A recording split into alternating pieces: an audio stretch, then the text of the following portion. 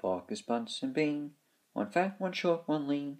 These horrible crooks, so different in looks, but nonetheless equally mean. That is the famous tune from Roald Dahl's beloved children's classic, Fantastic Mr. Fox. Has reviews is back, and I'm going to review both of them, the book as well as the film.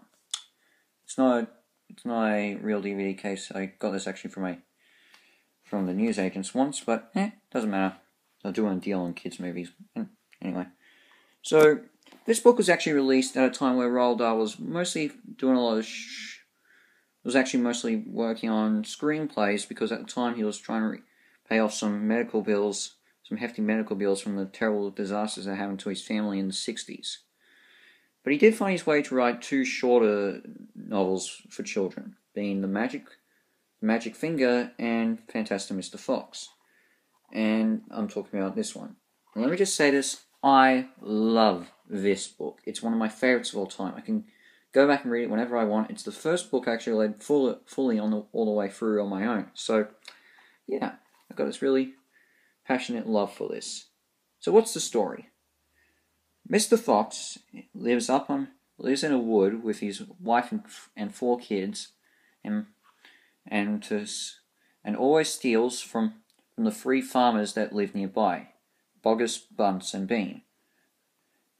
The farmers are getting sick of being robbed all the time by the fox, so they decide to create a trap and kill him. They shoot off his tail, but they don't get the fox. But they keep on coming after him by digging him out. So they come up with a plan to dig him out, first with shovels, then with machinery, then have him starve enough to come out of his hole and want to blow him off. Mr. Fox and his family are able to last longer than the farmers think.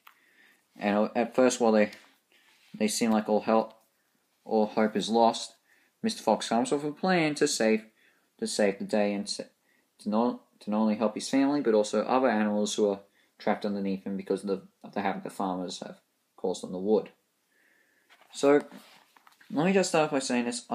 As I said, the story is brilliant. It's a good heist movie, and I love every minute of it. The characters are also really likable. Mr. Fox is a joy to read about. He's amazing, and I love him altogether. His family are also pretty good. I love how his children never give up and are always willing to help him out whenever trouble happens. I also like his friend Badger, who joins in the story later on. So, and then of course we have the villains, and let me just say this: the 3 farmers are a joy. They're some of the best villains I ever encountered in a book. They seem very similar to a Disney villain, where they're sort of the main characters in the movie, and you understand the threat they cause on the heroes. So, yeah, this is actually really good. The illustrations by Quentin Blake are really good too, and can't get enough of it. So, yeah, I love the book. So in 2008, when I heard there was going to be a movie, I was excited. I really was. And I made sure I went to the cinemas to watch it. And you know what? It lived up to my expectations. Let me start by saying this. This is one of the best stop-motion anime movies I've ever seen. Wes Anderson did an amazing job with the stop-motion here. Applauds are all around. This is brilliant. It looks beautiful. It's one of my favorite best-looking anime movies in history. I love it, no doubt about that. The voice acting is also pretty good. George Clooney is great as Mr. Fox, no doubt about that. Meryl Streep is good as Mrs. Fox. Bill Murray is good as Badger, and I will also like to Jason Schwartzman and Willem Dafoe and Owen Wilson also do well too. In fact, all the actors do really well in this. Now, there are a bunch of references in this to Roald Dahl. In fact, the office in Mr. Fox's house is an exact replica of Roald Dahl's Rhine hut at his home in Yorkshire, I think it is. So, yeah. Or Buckinghamshire, I think it is. So, yeah, that's amazing. And the ending. This is going to be one of my favourite endings, honestly, because, while it's not the same as the book, it actually borrows from the original ending that Roald Dahl came up with for the book. So, yeah, that's amazing. That's an amazing idea. I mean, yeah, the way the book ends is great, but the way the ending for the movie is beautiful, and I just love it. It's actually another callback to the original book, to the original story, and Dahl's original vision. That's amazing.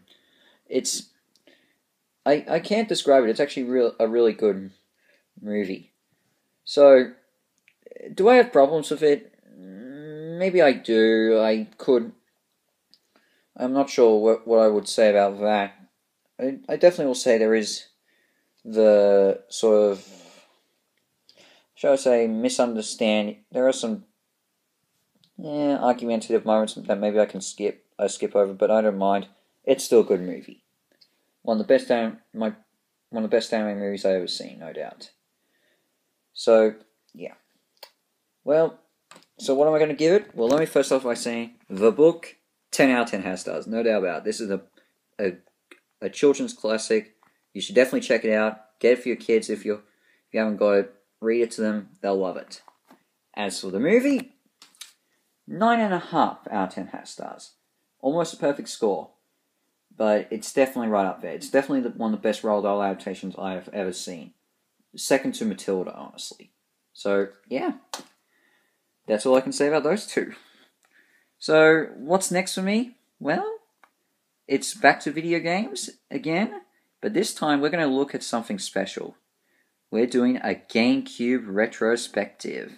I'm going to take a look at all my GameCube games, show them to you, give you some basic thoughts about them, and see what you all like. Not sure when they'll come out though, so don't be surprised there might be another few videos in between while I get that all set out, because it will be a big video. But in the meantime, as reviews is out 10. I will hopefully see you next time with the Cube.